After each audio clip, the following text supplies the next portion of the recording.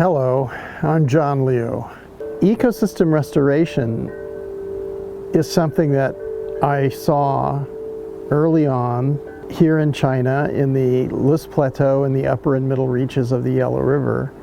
And it was just clear that it was possible to rehabilitate large-scale damaged ecosystems.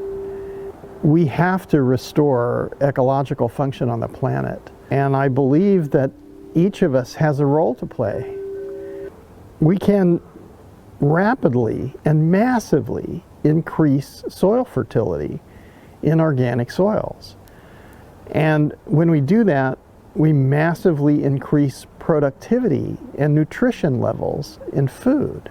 Floodings, the droughts, the wildfires, they're all a logical outcome of human behavior. And if we understand that and we change our behavior, these things are not as big of an issue. And if we don't, they're going to only get worse. And the more we learn and the more we restore, the better things get for us and the better it is for everyone on the planet. So this is the moment in human history. That's why we're here. That's the great work of our time.